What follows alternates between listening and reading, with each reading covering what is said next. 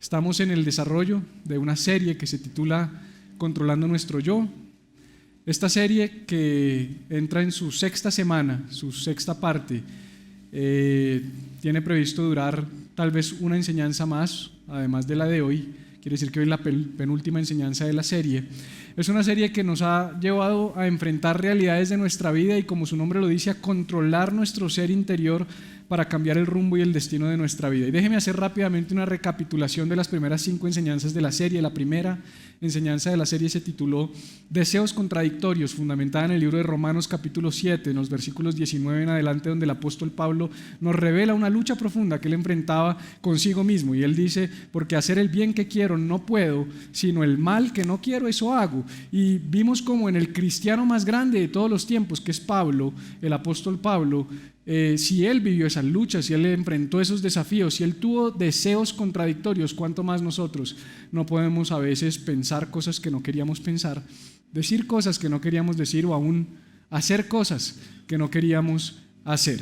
Es una realidad del ser humano que tenemos deseos encontrados en nuestro interior y que para cambiar el rumbo de nuestras vidas, nuestro destino, es necesario que aprendamos a tener dominio propio, a tener control propio y gobernar sobre ellos. Entendimos también por boca del profeta Jeremías y por boca del apóstol Juan que el corazón es perverso, que de hecho es lo más perverso que hay, dijo Jeremías, dijo: es lo más engañoso que hay, es lo más perverso que hay, ¿quién lo conocerá? Nuestro corazón es perverso, en ocasiones nos quiere condenar, en ocasiones nos quiere hacer malas pasadas, en ocasiones nos quiere confundir, y hemos entendido que corazón, mente, alma, sistemas de pensamiento son en esencia la misma cosa cuando en la Biblia se habla de ello, y por eso el apóstol Juan dijo al final de sus días: cuando tu corazón te condene, mayor es Dios que tu corazón. Cuando tu sistema de pensamientos, cuando tu hombre interior, cuando tu mente quiera condenarte, quiera hacerte sentir culpable,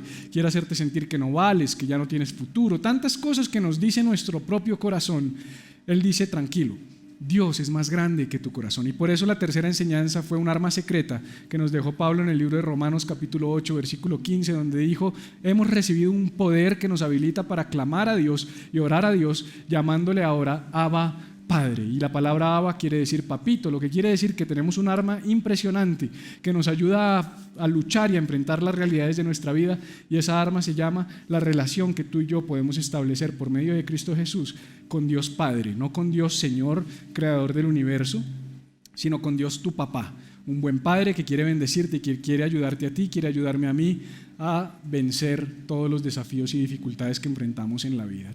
Siguiente fue ¿qué piensas?, donde entendimos a partir de Romanos capítulo 12, versículo 2, que no debemos conformarnos o amoldarnos al sistema de pensamiento de este mundo, es decir, no debemos dejar que nuestra mente, nuestro corazón, nuestros pensamientos tomen la forma de este mundo que nos rodea, del mundo en el que vivimos, sino que debemos transformar nuestra vida por medio de renovar nuestros pensamientos, exponiéndonos de manera sistemática a la palabra de Dios, a las verdades de Dios y a una relación con Dios. Solo entonces podremos experimentar la voluntad de Dios, que es buena, agradable y perfecta. Y por último, para el resumen, porque es un resumen de 5 enseñanzas de 40 minutos cada uno en 2 minutos y medio, ¿qué dijiste?, que nos enseñó la pastora Catalina la semana pasada, hablando de nuestras palabras, y usó un ejemplo tremendo.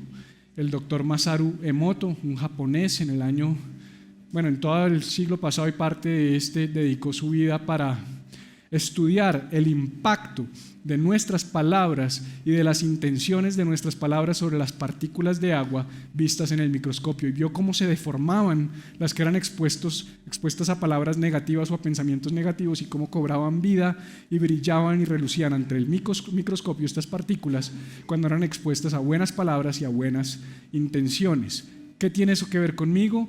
Todo, porque tú y yo somos 60% agua, y el rey Salomón dijo que las palabras tienen vida o tienen poder para la muerte. En otras palabras, lo que decimos tiene un impacto profundo en nuestras vidas. Ese es nuestro resumen, que nos trae hoy entonces a un personaje interesantísimo del que poco hemos hablado en Iglesia Viva en las series anteriores, y es Josué. Josué fue quien recibió la asignación de llevar al pueblo de Israel desde el desierto hasta la tierra prometida, después de que durante 40 años, tras haber sido sacados de la esclavitud en Egipto por Moisés, vagaron por el desierto y no habían conquistado aún esta tierra. Moisés no puede entrar a la tierra prometida, llama a una persona para que siga con la asignación que él le había sido dada, toma la batuta y se encarga entonces Josué de dirigir los últimos pasos del pueblo de Israel hacia la tierra prometida. Josué tiene unos desafíos inmensos, entre ellos el propio pueblo, que era un pueblo rebelde, era un pueblo que daba la queja, que se quejaba, era un pueblo desagradecido, era un pueblo mal agradecido, era un pueblo que bien abrieron el Mar Rojo, cruzaron, sus enemigos murieron y ya habían pasado al otro lado y ya estaban diciendo que querían volver. Cayó maná del cielo que los alimentaba y decían que ya no querían más maná. El maná sabía a oblea con miel y ellos ya no querían más maná y por todo se quejaban, por todo estaban renegando. Y ese era el desafío que tenía Josué, llevar a este pueblo a conquistar la tierra prometida. Y entonces, ante ese desafío, Dios le dice lo siguiente a Josué. En Josué 1:9 le dice: yo te pido para que conquistes lo que yo te he dado para que conquistes. Yo te pido que seas fuerte y valiente, que no te desanimes ni tengas miedo, porque yo soy tu Dios, te ayudaré por donde quiera que vayas. Acompáñame a orar. Jesús, gracias por este pasaje. Yo te pido que nos hable al corazón, que tu Espíritu Santo nos ministre y que tú hagas algo, Señor, porque si no, esto es solamente una charla, pero si tú haces algo se puede convertir en palabra de vida, Señor, porque la Escritura es poder de Dios a todo aquel que cree, Señor. Yo sé que tú puedes hacer algo en los corazones de cada persona que está en este lugar. En el nombre de Jesús te lo pido. Amén. En ocasiones la vida, nosotros quisiéramos que fuera como esta imagen, es decir, que nuestra vida fuera por un riel, que supiéramos a dónde vamos, que no tuviéramos distracciones en el camino, que las posibilidades de tomar otros rumbos fueran bien limitadas y que todo saliera perfecto sobre ruedas, sobre un rielcito donde cada paso fuera controlado y que no hubiera mucho riesgo de desviarnos del camino. Y muchos pensamos que así debería ser nuestra vida, muchos planeamos para que nuestros días sean de la siguiente manera o se reflejen como en esta imagen que estamos viendo aquí, pero la realidad es otra. La realidad es que si somos honestos, nuestra vida no se parece tanto a un riel o a un ferrocarril que nos lleva por el camino correcto, que poco podemos hacer para desviarnos, que nos va a llevar a nuestro destino sin mayor contratiempo, sino la realidad es que nuestra vida se parece mucho más a esto. Tiende a ser una intersección permanente de diferentes caminos y posibilidades. En la vida nos encontramos con diferentes rutas, nos encontramos con obstáculos, en ocasiones se cierran vías delante de nosotros por las que nosotros planeábamos caminar, pero algo pasó, hay un obstáculo, se cerró la calle, un accidente delante de nosotros. Situaciones suceden, la vida sucede, y cuando la vida sucede, la vida se parece mucho más a esto. Yo no sé si tú has tenido la necesidad de tomar decisiones en ocasiones donde no sabes qué camino tomar. A veces no son dos caminos, ojalá nuestros problemas fueran camino A o B. En ocasiones son A, B, C, D, E, F y todo el abecedario completo. No sé para dónde tomar, no sé qué trabajo tomar, no sé con quién me voy a casar, no sé si voy a irme a vivir a otro país, no sé qué profesión escoger, no sé cómo manejar este conflicto con estas personas, no sé si restaurar esta relación, no sé si volver a creer, no sé si volver a confiar. En las dinámicas de nuestra vida, permanentemente, todos los días estamos enfrentando procesos de toma de decisión, no uno diario, sino todo el tiempo estamos tomando decisiones de diferente magnitud, por supuesto, decisiones de mucho más impacto que otras, pero en últimas decisiones. ¿Desde qué camino voy a tomar para llegar a la oficina? ¿Voy a hacer caso a Waze o le voy a hacer caso a mi esposa? ¿Te conviene esposa? ¿Te conviene esposa? Siempre conviene. Pero la realidad es que hace un tiempo yo enfrenté una de las decisiones más difíciles que he tomado en mi vida, y es que estaba trabajando en una empresa importante, me despiden en medio de la situación que estábamos enfrentando en mi casa. Teníamos un grupo en casa, mi esposa y yo, mis papás, algunos amigos, algunas personas que están acá, y predicábamos cada 8 días, los viernes en la casa, la palabra de Dios. Les decíamos a nuestros amigos: esto es un grupo de oración, esto no es una iglesia, yo no soy su pastor, Yo tengo mi trabajo, yo no tengo un llamado para servir a Dios a tiempo completo, yo estoy enfocado en lo mío, pero pues si ustedes quieren venir son bienvenidos. Muchos de ustedes vinieron a este grupo que teníamos en casa y un día me quedé sin trabajo y empecé un proceso de selección con una importante multinacional del sector automotriz. Algunos de ustedes saben que yo trabajé casi 10 años y medio en el sector automotriz y me presentan una gran oportunidad. Y yo decido tomar esa oportunidad y ya unos días antes de firmar el contrato siento algo dentro de mí, siento una inquietud dentro de mí. A mí no me gusta decir Dios me habló, porque entonces empiezan a decir ay, ¿y eso cómo es? ¿Y Dios cómo habla? No se confunda, simplemente sentí dentro de mí una inquietud de que ese camino que estaba por tomar, de firmar un contrato, meterme en esta multinacional, empezar a viajar y por supuesto todo lo que eso conlleva, no era la decisión correcta para mí en ese momento. Siento que debo hacer algo más y el Señor pone una voz en mi corazón que me dice y la iglesia, y la iglesia, y la iglesia. Y yo digo, Señor, pero ¿la iglesia qué? Si la iglesia es un grupo en mi casa, somos pocos, no es sostenible, no hay viabilidad, no podemos ni siquiera pagar un arriendo, yo no puedo vivir de eso.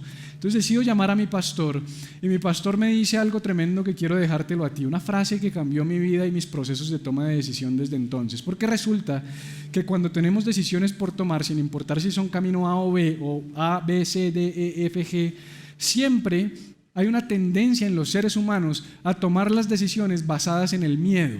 Es decir, el temor es el que gobierna nuestros procesos de toma de decisión. En ocasiones preferimos no tomar el camino de mayor riesgo porque nos da miedo, en ocasiones sencillamente ni siquiera nos movemos por temor. El temor paraliza, mientras que la fe moviliza. Y mi pastor me dijo una frase tremenda, me dijo, Pipe, el miedo nunca produce la voluntad de Dios. Y hoy yo quiero decirte eso a ti, el miedo nunca produce la voluntad de Dios. Cuando yo tenía la opción de emplearme en esta multinacional con un salario de varios, bien generoso, un salario generoso, con buenos beneficios, con buenas comodidades, con buen estatus, con buen prestigio, con la posibilidad de brindarme a mí mismo placer, de tener mi casa como yo quisiera, de pagar mis deudas, o decir, Señor, yo te voy a servir y vamos a seguir con el grupo y vamos a vivir por fe, pues típicamente es más fácil tomar la decisión del miedo. ¿Por qué la del miedo? Porque la única razón por la que yo me hubiera empleado en ese caso, en mi caso particular,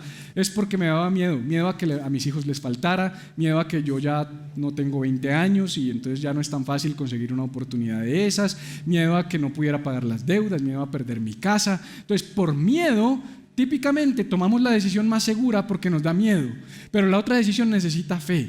Y yo te digo algo, yo no sé qué decisiones tú tienes que tomar en tu vida, pero siempre que tomes la decisión que requiere más fe, y ojo, fe no es pensamiento positivo, fe no es decir todo me va a salir bien, fe es cuál es la decisión que glorifica más a Dios, cuál es la decisión que me va a hacer más exitoso.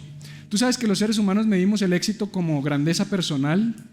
Éxito es tener para mí, darme para mí, tener dinero yo, pero el éxito verdadero no se trata de mí, el éxito verdadero se trata de cuántas personas mejoran su calidad de vida por causa de tu existencia. Eso es grandeza, eso es éxito. Cuando lo que tú haces impacta y cambia la vida de otros, eso es ser exitoso. Y en ese caso yo estaba tomando una decisión que me llevaba a beneficiarme a mí, y si la hubiera tomado, te tengo una noticia, no estaríamos aquí sentados.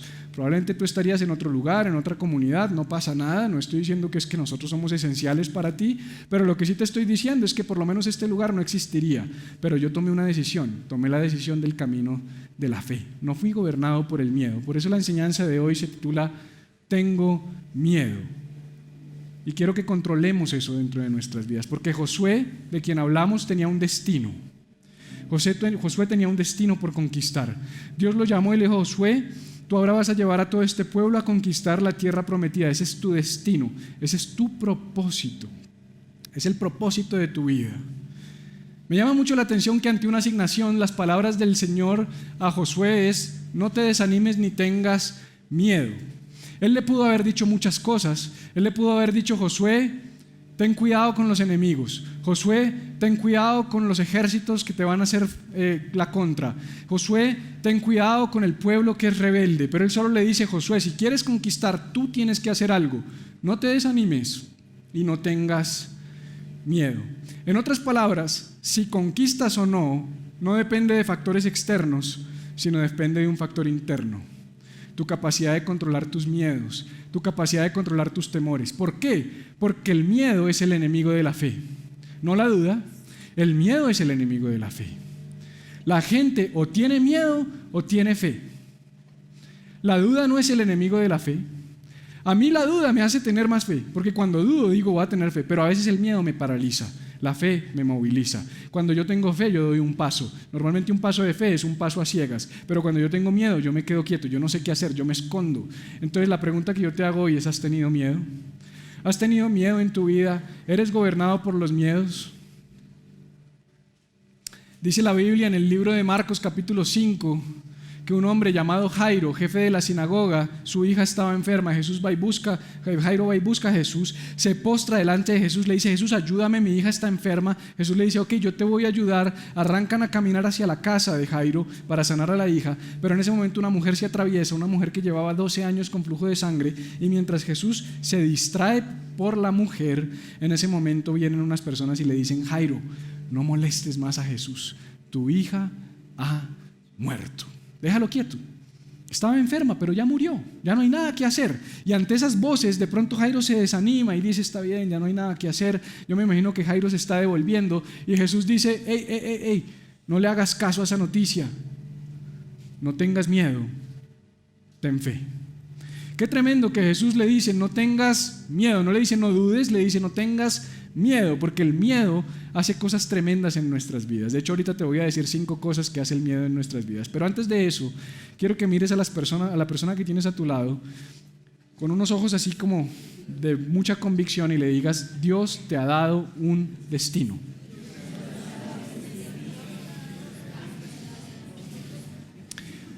Ahora, ¿sabes? En ocasiones nos dicen eso y nos dicen: oye, Juan, Dios te ha dado un destino. Y uno lo recibe y uno dice: Dios me ha dado un destino. Claro que sí. Pero ahora dile al que tienes al lado: Dios me ha dado un destino. Dile eso. ¿Y sabes qué? A veces es más fácil para nosotros decirle a la gente: Dios te ha dado un destino, que decir: Dios me ha dado un destino. Porque muchas personas no sabemos cuál es nuestro destino. Por eso es que después de esta serie viene una serie que no les voy a decir todavía cuál es, y después, antes de que acabe el año, les prometo y me comprometo con ustedes desde ahora que vamos a lanzar una nueva serie que se llama ¿Qué hago aquí? Claves para conocer tu propósito de vida. Vamos a empezar a hablar de nuestro propósito, vamos a poder descubrir nuestro propósito de vida. ¿Por qué estoy en esta tierra? ¿Qué hago aquí? ¿Cómo sé al morir que cumplí con mi destino o llegué a mi destino? Ahora, nos gusta mucho que nos digan: hey brother, tienes un destino grande, Dios te ha llamado a conquistar naciones, Dios te llamó a conquistar multitudes. Eso como que nos hace sentir bien, ¿no? Pero cuando te diga lo que te voy a decir, ya no te va a gustar tanto. Y es que entre más grande sea tu destino, mayores serán tus enemigos. Más enemigos a mayor destino. Entonces, no me profetice ningún destino, deje así porque yo no quiero enemigos. Pero resulta que uno a veces dice: pero ¿por qué se me vino todo encima? Porque estás cumpliendo tu destino. Pero es que empecé a ir a la iglesia, empecé a caminar con Dios, empecé a servir a otros y se me desbarató la vida. Claro, porque el avispero estaba calmado. Pero cuando tú empiezas a caminar en el propósito de Dios, créeme, los enemigos se alborotan, los desafíos comienzan, las luchas se presentan, las dificultades vienen, porque lo único que quieren hacerte es llevarte a desistir, a no caminar en el propósito con el que Dios te ha llamado. Por eso es que Dios le dice a Josué: Josué, no te desanimes ni tengas miedo. ¿Sabes con qué es con lo que yo más lucho desde que empezamos este ministerio? Con el desánimo y con el miedo. Tengo personas afuera que me quieren hacer daño, tengo personas afuera que no me quieren, tengo personas que me critican, pero realmente mi mayor enemigo está dentro de mí. Es mi corazón perverso que me llena de miedos, que me llena de desánimo, y por eso yo tengo que tomar esas palabras de Dios para Josué y cogerlas para mí y decir: Felipe, no te desanimes. Marta, no te desanimes. No te desanimes, no tengas miedo. Mariale, no te desanimes ni tengas miedo. Hay que seguir adelante. Ahora te voy a dar 5 cosas que hace el miedo en nuestras vidas. ¿Quieres esas 5 cosas? 5 cosas que el miedo hace en nuestras vidas. Tomen nota, tómenles foto, grábeselas en su corazón. Le voy a dar lo que el miedo hace y un pasaje bíblico para sustentarlo, para que vean que no me lo saqué del sombrero, y al final terminamos con una clave para vencer el miedo. Lo primero que el miedo hace en nuestras vidas es que nos separa de Dios. El miedo te separa de Dios. Esto es tremendo porque cuando a mí me enseñaron el Evangelio, las buenas noticias, a mí me dijeron que el hombre pecó en el jardín del Edén y que cuando el hombre pecó, Dios se apartó del hombre. ¿A alguien más le enseñaron eso? Es que el miedo te separa de Dios. Perdón, el pecado te separa de Dios. Cuando tú pecaste, Dios se separó de ti. Ese es el plan de salvación.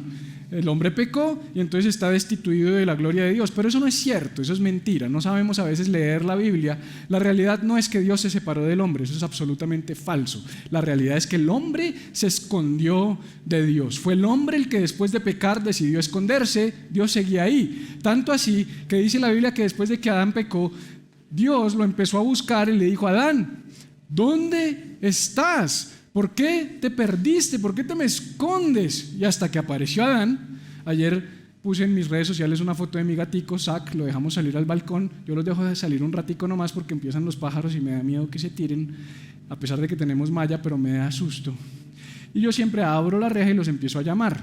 Y apenas yo abro la reja y los empiezo a llamar, Zack va y se mete detrás del cilindro del gas. Pero resulta que mi gato es un británico de pelo gordo, es más grande que el cilindro de gas. Él no sabe, él piensa que yo no lo veo, y yo veo unas orejas, una barriga y una colita detrás del cilindro de gas. Y yo creo que así era Dios.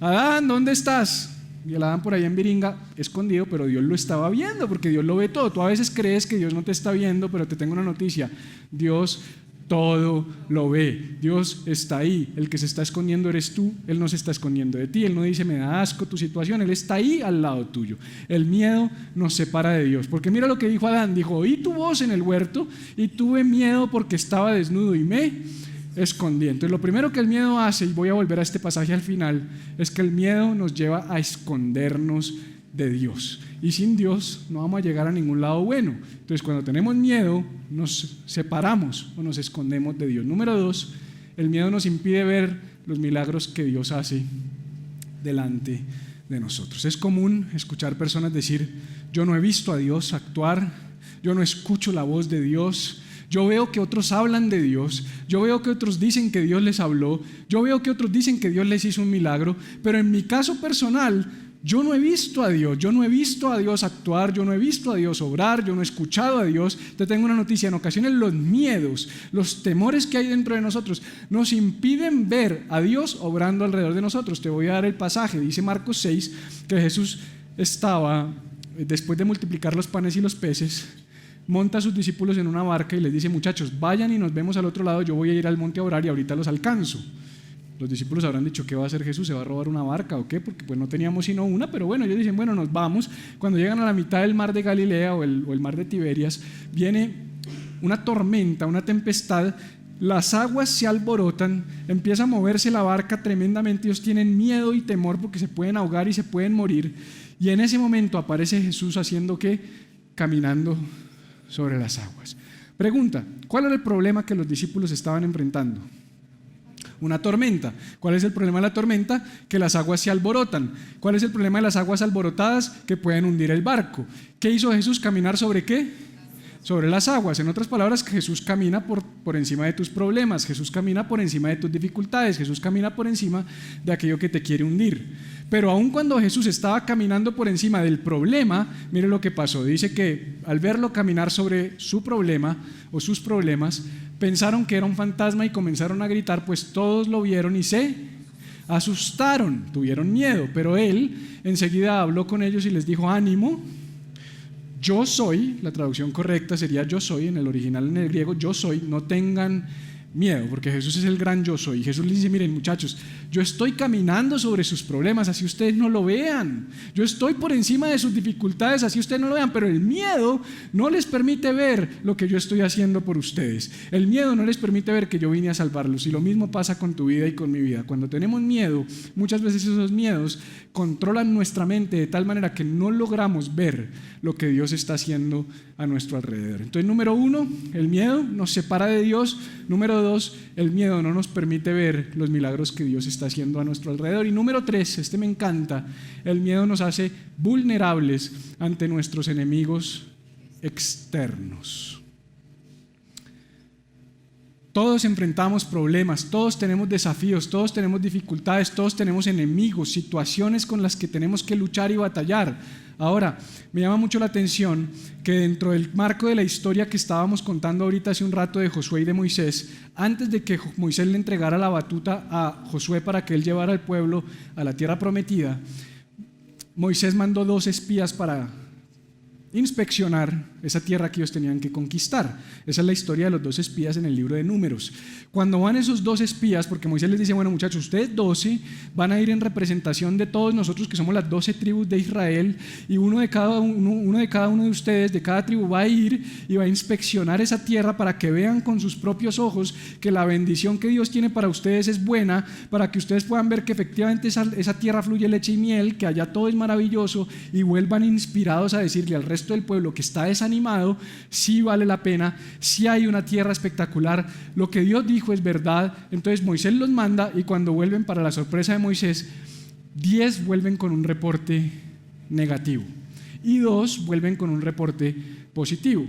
Lo interesante de esto es que los 2 espías fueron a la misma tierra, vieron las mismas cosas, enfrentaron las mismas situaciones, pero de 12 que fueron, 2 fueron reporte positivo, 10 fueron reporte negativo.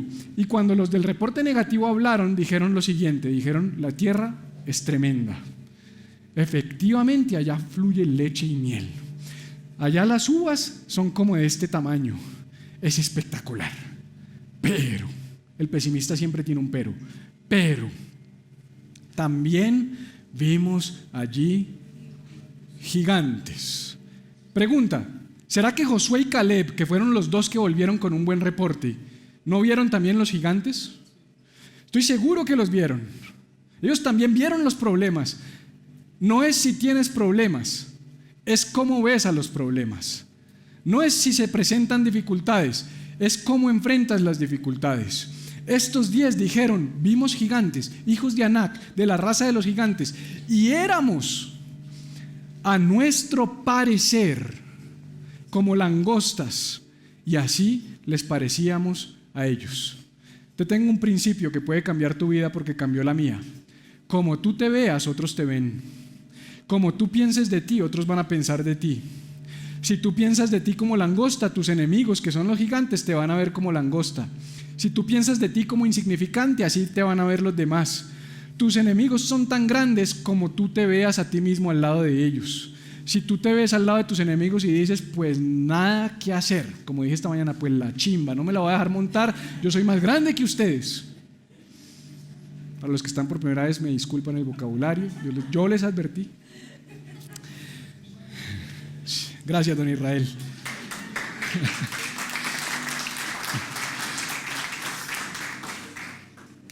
Vieron los mismos gigantes. Josué y Caleb conquistaron la tierra prometida, los otros 10 jamás. Dios no existe, Dios no es real. ¿Pero por qué dices eso? Porque Él me ha prometido un mundo de cosas y yo nunca las he visto cumplirse. A esos 10 Dios les prometió la tierra prometida, y te tengo una noticia: no la vieron cumplirse. ¿Falló Dios? No, porque en toda promesa hay un balance perfecto entre la soberanía divina y la responsabilidad humana. Y si tú no haces tu parte, Dios no hace su parte, que tiene que ver con el siguiente punto. El miedo evita que Dios opere de forma milagrosa en nuestras vidas. En el punto 2 te dije que el miedo impide que veas lo que Dios está haciendo alrededor tuyo. En el punto 4 lo que te digo es que el miedo evita que Dios se mueva a tu favor. Demuéstremelo. Dios no es soberano, Dios no es todopoderoso, sí, pero nos dio algo que se llama libre albedrío. Nos dio algo que se llama voluntad, capacidad de escoger y de decidir. Entonces, en Juan capítulo 10 y Juan capítulo 11, Lázaro, uno de los más cercanos amigos de Jesús, estaba enfermo. Jesús intencionalmente se demora 3, 4 días en llegar, Lázaro muere, le mandan a decir ya murió, ya para qué, ya no vengas. Cuando él llega le recriminan, llegaste tarde, si hubieras llegado antier, se hubiera salvado. Y Jesús dice, tranquilos, cálmense, déjenme ver dónde está Lázaro. No, está en una tumba y hay una piedra gigante tapando la tumba. Entonces Jesús se para delante de la tumba, dice Juan capítulo 11 en el versículo 38, y dice una vez más, profundamente conmovido, porque Jesús era conmovido. Ese es el pasaje. Un poquito atrás dice que Jesús lloró, el pasaje más corto de la Biblia, si no estoy mal es Juan 10:35 o Juan 11:35, dice que Jesús lloró y dice una vez más, profundamente conmovido, Jesús fue al sepulcro, que era una cueva y tenía una piedra puesta encima. Jesús dijo, quiten la piedra. Pregunta, ¿Jesús no podría haber quitado la piedra? Sí, pero ¿por qué no la quitó? Porque en toda intervención de Dios Él necesita fe. Porque sin fe es imposible agradar a Dios, dice el libro de los Hebreos. Y la única forma de manifestarle a Dios que yo tengo fe y que creo que Él puede obrar a mi favor es haciendo algo para que Él se movilice. Él siempre nos pide un paso de fe, una manifestación de fe, una expresión de fe. En este caso le dijo, Marta, rueden la piedra, quiten la piedra. Y Marta, llena de miedo, le dijo, maestro, no hagamos eso porque ya huele mal. Otras versiones dicen ya hiede, porque se está pudriendo y descomponiendo su carne, porque ya ha estado allí muerto 4 días. Y Jesús le dijo, Marta, no te he dicho, no esta Martica, sino la Marta, hermana de Lázaro, Marta, no te he dicho que si crees, verás la gloria de Dios. Lo mismo que le dijo a Jairo, Jairo, no tengas miedo, ten fe. A Marta le está diciendo, Marta, yo ya te he dicho que si crees vas a ver la gloria de Dios. Yo no sé cuál es la piedra que tú tienes que correr. Yo no sé cuál es la piedra que tú tienes que mover. Pero hay una piedra que tú tienes que mover para que lo que está muerto en tu vida resucite. Y hasta que tú no tomes la decisión de dar ese paso y decir, yo corro esa piedra. Pero ¿sabes qué? A veces no queremos correr la piedra por vergüenza. El pastor Erwin McManus, el pastor de Mosaic en Hollywood, California, escribió un libro que se llama La Última Flecha, The Last Arrow, espectacular, se los recomiendo. Creo que está en nuestra librería de Lee por si lo quieren sacar. El libro de McManus, él cuenta que él jugaba fútbol americano y tocaba la guitarra. Un día se partió su codo y su brazo quedó extendido a 180 grados. Gracias. Yo no hice primaria, se los confieso. Pues fui, pero no me acuerdo de nada. Y quedó tieso, man, quedó tieso. Y lo llamaron de una audición, el man amaba tocar guitarra, lo llaman de la audición de la vida, o sea, lo que él siempre había estado esperando. Y él estaba inmovilizado, no podían, los médicos le habían dicho que iba a perder su movilidad, que probablemente nunca más iba a poder volver a mover su brazo. Y él lo único que dice es, Dios mío, yo creo en ti, yo creo que tú existes, por favor, aunque sea, déjame el brazo inmovilizado a 45, ¿qué? A 90 grados. ¿Sí? ¿A 90 grados? Gracias. Para poder tocar la guitarra. ¿Y quién creen que pasó? Él cuenta en el libro que milagrosamente su brazo hizo esto y se quedó tieso ahí, tieso. Y él dijo, ¿por qué no le pedí que me lo sanara todo? Pero ¿sabes qué pasa? Y él mismo lo dice, que el miedo nos impide pedir correctamente. Porque a veces decimos, ay Señor, al menos haz esto. O sea, como que tenemos un Dios pequeñito, como que yo sé que no te alcanza, para que no me avergüences, para no dejar de creer en ti. Porque a veces es un mecanismo de defensa, porque tú sabes que si Dios no hace lo que tú le estás pidiendo, de pronto tú vas a dejar de creer en Dios. Entonces el miedo no nos deja ni siquiera pedir correctamente, el miedo no nos deja vivir correctamente. Cuando tenemos miedo impedimos que Dios se mueva a nuestro favor, porque lo único que produce la voluntad de Dios, lo único es la fe, porque sin fe es absolutamente imposible agradar a Dios. Y por último, el miedo nos convierte en idólatras.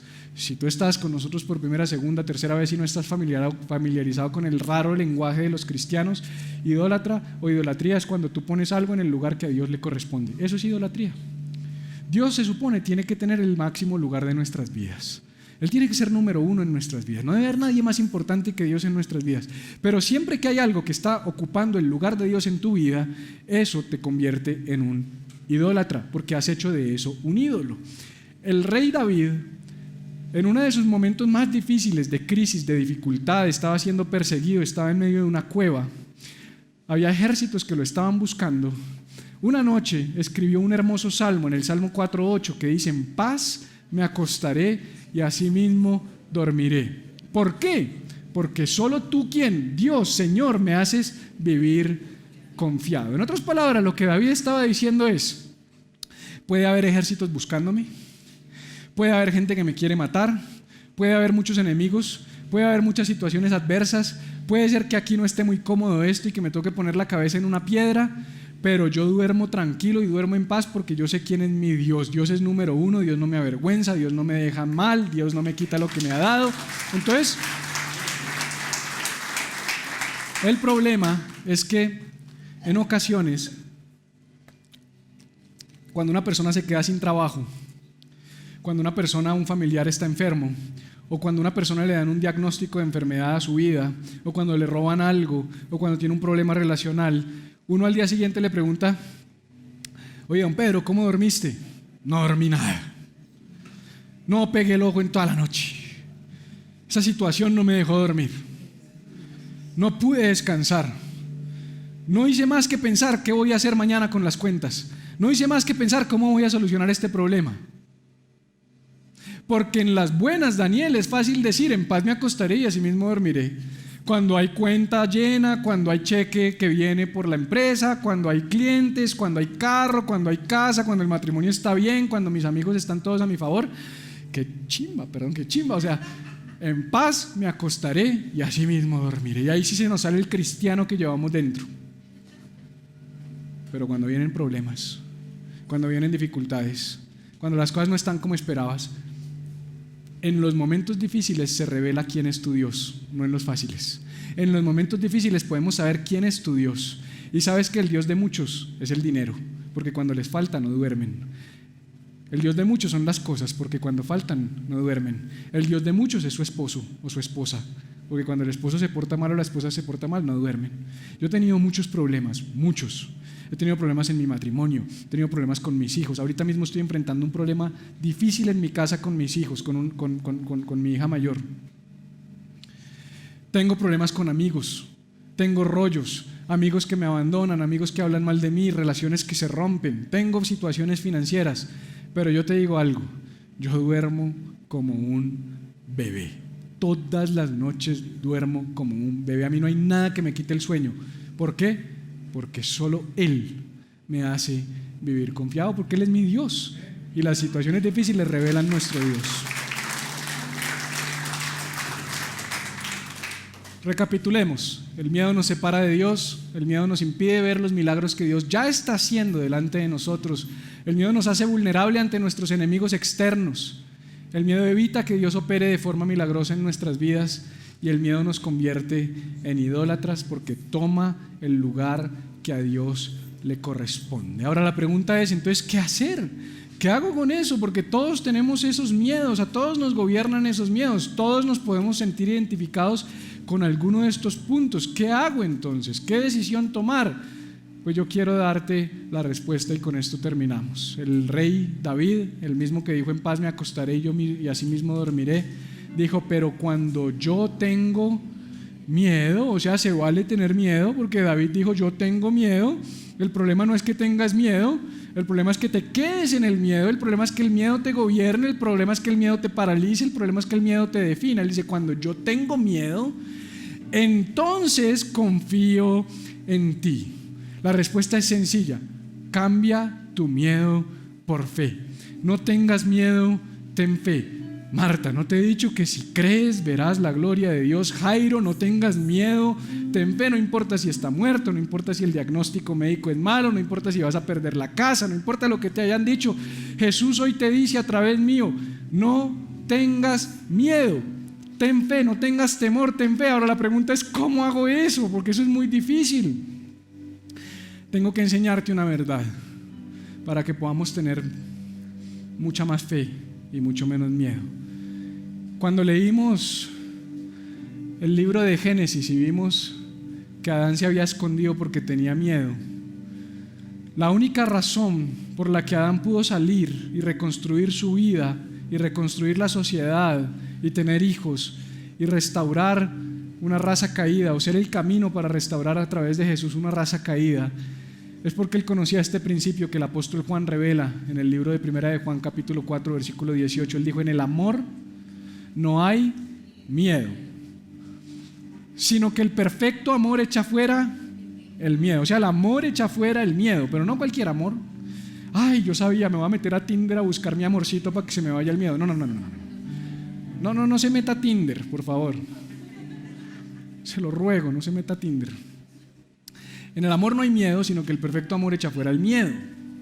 En la original dice temor, por eso la resalté en verde para que sepamos que yo le hice un cambiecito, pero es más para que pegue con mi no tengas miedo, ¿ya? Porque el miedo lleva en sí castigo, por lo que el que tiene miedo no ha sido perfeccionado en el amor. El amor perfecto es el amor de Dios, y yo quiero hablarte de ese amor perfecto, porque cuando Adán se escondió, cuando Adán dijo: tengo miedo, Señor, tuve miedo y me escondí, porque acuérdate que no es como nos han enseñado que Dios se alejó, sino Él se escondió, Adán se escondió. Me encanta lo que sucedió a continuación, porque dice la Biblia que aunque Adán estaba desnudo, avergonzado, lleno de miedo, Dios lo estaba buscando. Esto es el techo de la Capilla Sixtina. Esto muestra ese momento en el que Dios le dice: ¿dónde estás? ¿Por qué te escondes? ¿Porque pecaste? Bueno, no importa, aquí estoy, te estoy buscando. Mire, tan grande es el amor de Dios que el Evangelio de Jesucristo nos es predicado desde el comienzo de la creación. Desde el principio de la creación nosotros vemos el amor. Es un vector que desciende del cielo a la tierra, no es un vector que va desde la tierra hacia el cielo. Nos han enseñado: tienes que amar a Dios, tienes que buscar a Dios. No, Dios ya te está buscando, Dios ya te ama. Lo único que tú tienes que hacer es responder a su amor, responder a su voz. Cuando Él te llame, tú no digas: tengo miedo y me escondí, sino tú dices: aquí estoy, Señor, ¿qué quieres hacer conmigo? Estoy en pelota, pero no sé qué hacer, me estoy confundido. Y Dios dice, unos capítulos más adelante, unos versículos más adelante, es maravilloso, porque Dios hace algo tremendo. Proféticamente revela el plan de salvación de la humanidad completa. Dice: tranquilo, Adán, en medio de tu desnudez, en medio de tu vergüenza, en medio de tu pecado, dice que Dios cogió túnicas de animales, mató un animal, cogió sus pieles y cubrió la desnudez de Adán. Le dijo: salte de donde te estás escondiendo, tú ya no tienes por qué estar más ahí, yo te voy a cubrir. Mató a un animal para cubrir a Adán. Y lo mismo sucedió después con Jesucristo. El Señor Jesús dio su vida por nosotros en la cruz.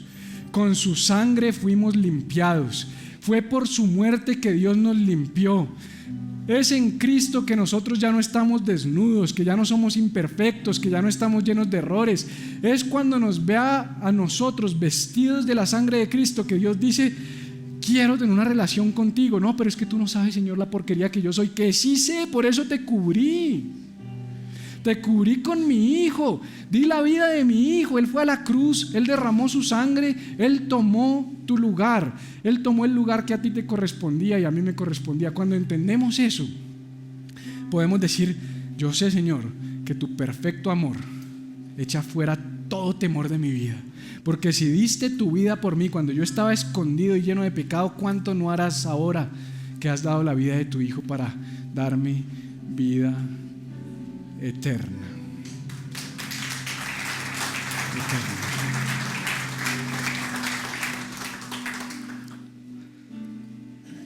La única manera de vencer el miedo, la única, es cubriendo tu vida con la sangre de Cristo. Y sabes, yo oía gente orar: me cubro con la sangre de Cristo. Y yo decía: pero yo no entiendo qué es. Yo decía: yo también me cubro con la sangre de Cristo, como si uno fuera como un chamán. Me cubro con la sangre de Cristo. No. Esto es cubrir tu mente, es comprender y entender lo que Él hizo por ti. Él dio su vida para cubrir tu desnudez. Él dio su vida para rescatarte. Él quiere tener una relación contigo y Él quiere decir: tranquilo, confía en mí, que el destino que yo te he dado, aquello que yo te he llamado a conquistar, lo vas a conquistar. Pero no lo vas a conquistar porque seas un berraco. Porque David dijo: cuando yo tengo miedo, entonces confío en ti. Hoy, la nueva era, El coaching, muchos psicólogos, muchos terapeutas, lo que sientan a la gente es a decirle: tú puedes, Wilson, el poder está dentro de ti, tú lo vas a lograr, en ti está la respuesta. Y el cristianismo lo que te dice es: tú no puedes, Juan, tú no vas a ser capaz, tú no lo vas a lograr, tú solo te hundes, pero confía en Él, extiéndele tu mano a Él, que con Él vas a llegar a cualquier parte, brother, porque se trata de Él, no se trata de ti. Y ese es el evangelio que predicamos: hombres y mujeres imperfectos que necesitamos un redentor y un salvador. Tú y yo necesitamos la sangre de Cristo. ¿Qué tal si oramos para terminar? No te tienes que poner en pie, si quieres hacerlo puedes hacerlo. Jesús, gracias por dar tu vida por nosotros. Gracias porque cuando nosotros estábamos muertos en nuestros delitos y en nuestros pecados, tú nos diste vida juntamente con Cristo, Señor, y nos sentaste en lugares celestiales y nos rescataste, Señor, y nos cubriste nuestra vergüenza, nuestra desnudez. Nadie nos puede condenar, nadie nos puede hacer frente, nadie nos puede decir que no, nadie puede venir a pisotearnos, porque no es en nosotros, no es en nuestras fuerzas, es en tu fuerza. No es por el poder ni por la fuerza, sino por tu Espíritu, Señor. Es por tu Espíritu, es por tu poder en nosotros. Y hoy te pido, Señor, que nos des ese Espíritu, el Espíritu de poder por el cual clamamos: Abba, Padre, y sabemos que podemos conquistar lo que hay que conquistar. ¿Qué tal si te unes a esta canción?